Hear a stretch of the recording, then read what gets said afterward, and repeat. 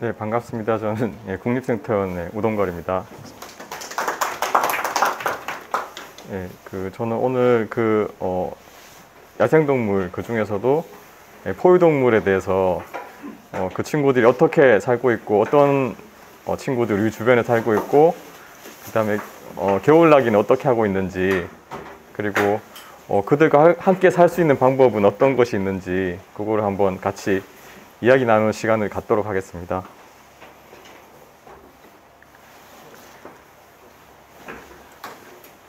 먼저 그냥 사전적인 정의부터 한번 보고 갈게요. 야생동물이라고 하면은 말 그대로 인간에 의해서 길들여지지 않고 자연환경에서 자유롭게 생존하는 생명체를 말합니다. 그래서 이 야생생물에는 다양한 분류군이 있죠. 포유류, 조류, 파충류, 양서류, 어류 이렇게 다양한 분류군이 있습니다. 이에 대한 법률로는 우리나라에서는 지금 야생생물 보호 및 관리에 관한 법률이 따로 제정이 됐어요. 그래서 여기 이제 보호해야 할 종, 그 다음에 수입이 금지된 종, 수출이 금지된 종, 막 그런 식으로 이제 보호를 하고 있습니다. 그래서 특히 이제 우리나라 야생동물 관련 제도 중에서 보호에 관한 것이 한 가지가 천연기념물 제도, 문화재청에서 관리를 하죠. 천연기념물에는 바위나 나무도 있지만 그 야생동물 종 자체를 천연기념물로 지정한 종도 있습니다. 그 다음에 그 환경부에서는 그 멸종위기 종을 멸종위기 야생생물 1급, 2급 동물 이렇게 두 단계로 나눠서 이제 지정을 했어요. 1급이 좀 더 멸종 위험에 처한 가까이 있는 종을 말합니다. 먼저 들어가기 앞서서 사람하고 야생동물의 관계를 아까 관장님도 말씀하셨죠. 이게 관계가 중요하다고. 그래서 괜찮습니까? 그래서 관계를 한번 살펴보는 게 좋을 것 같아요. 어쨌든 지구상에 인류가 출현하고 나서부터 인간하고 야생동물의 관계는 계속 지속되고 있죠. 근데 예전에 과거에 수렵 채취 시대 때는 어땠을까요? 전 지구에 야생동물의 공간이 많았을까요? 사람의 공간이 많았을까요? 대부분의 땅은 야생동물의 공간이었어요. 그러니까 사람은 어쨌든 이 야생동물은 중요한 그 먹이 자원이기도 했고요. 한편으로는 사람을 위협하는 무서운 존재이기도 했죠. 그러다가 이제 농경 시대로 접어듭니다. 그러면서 이제 사람들이 농사를 지으려면 어떤 게 필요하죠? 땅이 필요해요. 공간이 필요한 거죠. 그러다 보니까 이제 점점 사람의 공간이 확장이 되기 시작해요. 그 공간은 과거에는 야생동물의 땅이었죠. 어느 정도 좀 균형의 접점을 이루어 가고 있습니다. 그러다가 산업혁명 이후에 어떻게 됐을까요? 이제 인간의 도시가 커지고 사람들의 손을 탄 공간들이 지구를 많이 잠식했죠.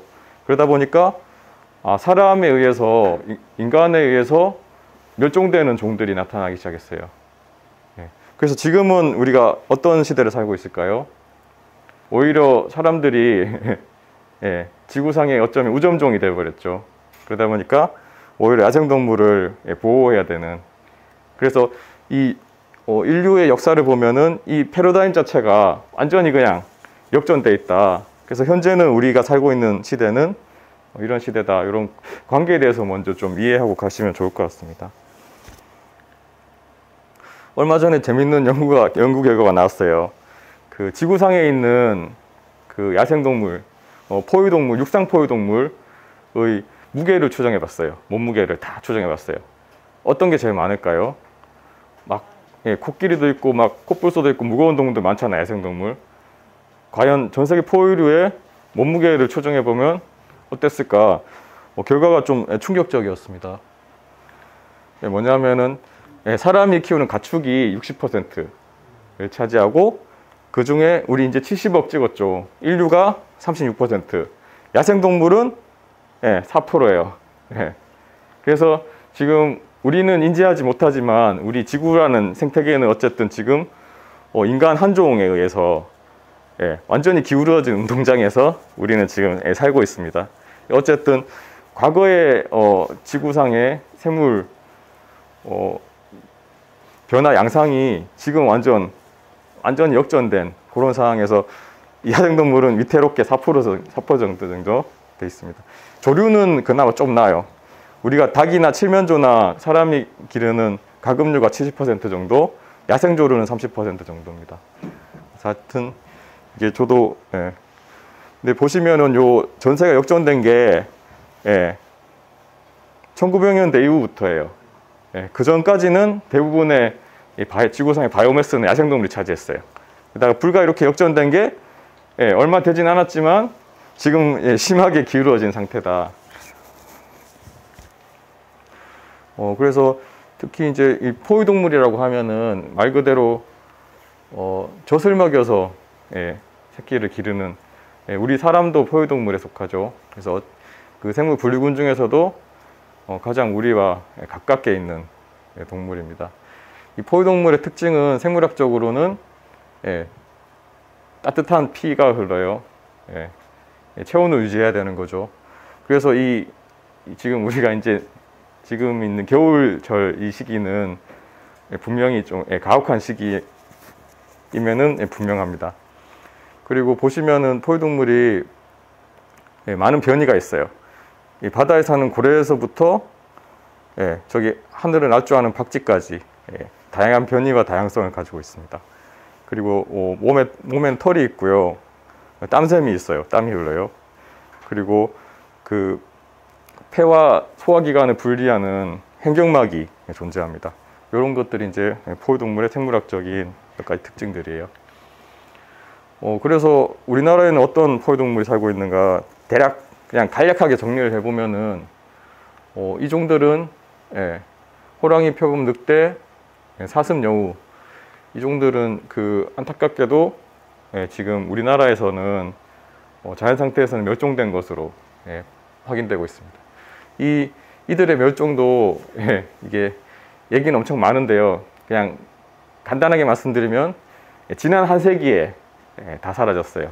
그 전까지만 하더라도 한반도에 같이 우리가 살고 있던 종들인데 지난 한 세기 때 우리가 다 없애버렸습니다.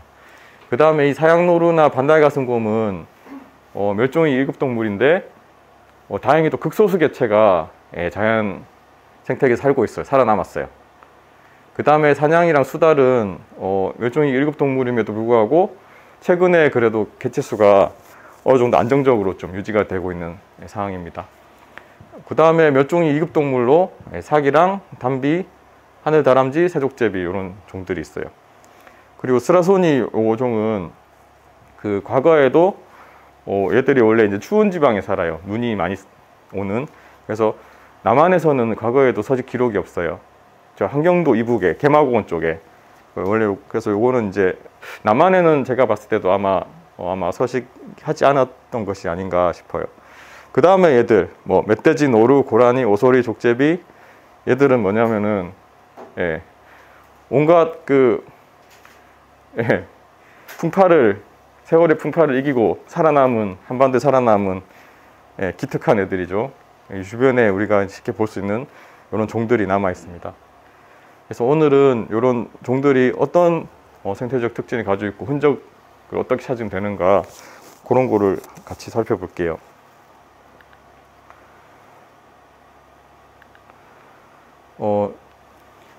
일단 포유동물은 사실 우리가 쉽게 이제 산에 가서도 눈에 볼 수 있을까요, 없을까요? 사람이 가면 어떻게 하죠? 미리 다 내빼죠. 그러다 보니까 실제로 산에 가서도 이게 쉽게 볼 수 있는 존재는 아니에요. 그러다 보니까 우리가 개들이 어떻게 살고 있는가를 보려면 중요한 단서가 되는 것이 흔적입니다. 그래서 어쨌든 모든 살아 움직이는 것들은 흔적을 남기기 마련이죠.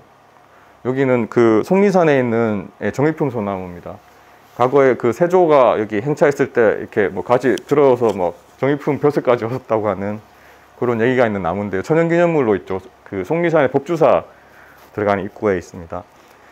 그러다 보니까 여기가 천연기념물이다 보니까 이렇게 사람들 들어가지 말라고 이렇게 울타리를 쳐놨어요. 근데 사람들이 들어갔을까요? 안 들어갔을까요? 보시면은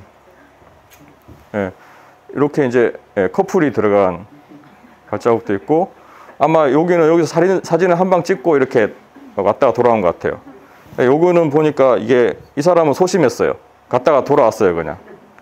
그래서 이런 식으로 흔적을 보면은 과거에 어떤 일이 일어났는가 그거를 유추를 할 수가 있습니다. 요거는 그 겨울철에 논 가운데였어요. 보니까 여기는 어떤 일이 있었을까요? 네, 맞습니다. 네. 보시면은 주변에 이어진 흔적이 없죠. 그러면 이게 새에 의한 흔적인데 여기 보니까 뭔가 격렬한 움직임이 있었어요. 여기 깃털 날개짓도 그대로 보이죠? 자세히 봤더니 여기서 맷비두기가 털렸어요. 맹금류가 여기서 맷비두기를 제압해서 여기 다소 저항이 있었겠죠. 격렬하게 했다가 제압을 하고 총 가서 여기서 물고 날아갔습니다. 이런 식으로 흔적을 보면은 과거에 어떤 일이, 특히 이제 제일 좋은 시기가 지금과 같은 겨울철이에요. 특히 눈이 있으면은 이런 단서가 많이 있는 것이죠. 여기는 여기도 속리산이었는데요. 겨울철에 무더위에 보니까 아침에 갔더니 요런 뭔가 지난 밤새 이런 흔적이 남아 있었어요. 여기서는 어떤 일이 일어났을까요? 봤더니 여기서도 뭔가 이제 격렬한 움직임이 있었죠. 근데 여기 발자국을 봤더니 이 발자국 특징이 뭐냐면은 왼발 오른발이 나란하게 찍혔어요. 이렇게 나란하게 찍힌 애들이, 대표적인 애들이 족제비과 동물들이에요. 걔들은 어떻게 뛰냐면은 오른발로 뛰어요, 이렇게. 족제비과 동물이 뭔가 왔구나. 그래서 좀 더 살펴봤어요. 봤더니 좀 더 이런 단서가 있었습니다. 이거 발자국을 자세히 봤더니 보시면 발톱이 하나, 둘, 셋, 넷, 5개가 찍혔어요. 이 5개 찍히는 게 사람하고 똑같죠? 5개 찍히는 게 담비예요, 담비. 담비가 왔구나. 근데 뭔가를 사냥을 했어요. 이게 피덩이가 있었는데 채 얼어붙지 않았어요. 제가 오기 전에 불과 얼마 전에 일어났던 사냥이 일어났던 것 같습니다. 그래서 피해자가 누군지 봤어요. 봤더니 털이 떨어져 있었어요. 이게 누구 털일까요? 이게 이제 하늘다람쥐 꼬리털이에요.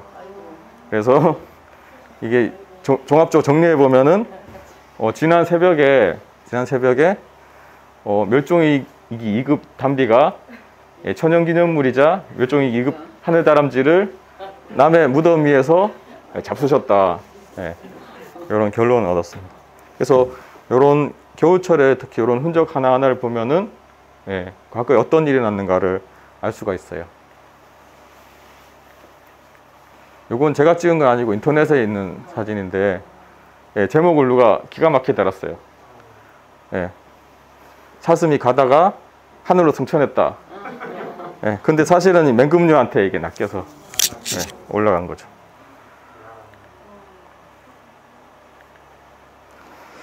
그 서산대사의 한 시 중에서 답설야중거라고 있습니다.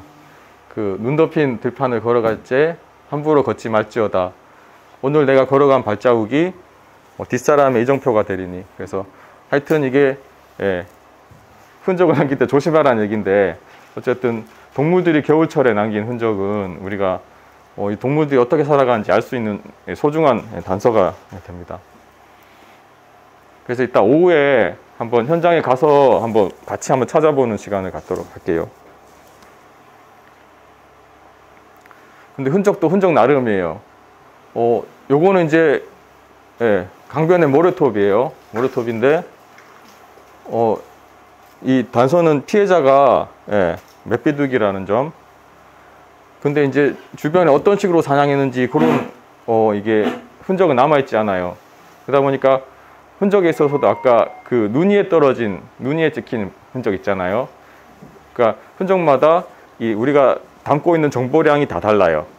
그래서 그나마 우리가 그 안에서 찾아낼 수 있는 방법들, 그런 것들을 좀 많이 추려내는 작업이 필요할 것 같습니다. 그래서 야생동물들은 이렇게 보시면은 어때요? 이게 종마다 예, 발자국이 다 모양이 다르죠. 예, 그래서 이게 중요한 예, 키가 돼요. 그래서 이런 식으로 종마다 예, 각자의 이제 예, 발자국 모양들이 있어요. 요거는 좀 이게 그냥 예, 그냥 나이로 해서 헷갈릴 수 있는데 이걸 좀 쉽게 정리하자면은 예, 이게 이제 과별로 이제 추려봤어요.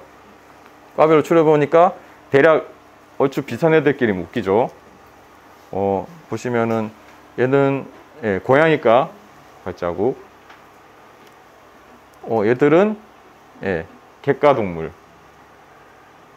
그 다음에 얘들은 누굴까요? 얘들은 발굽이 찍혔어요.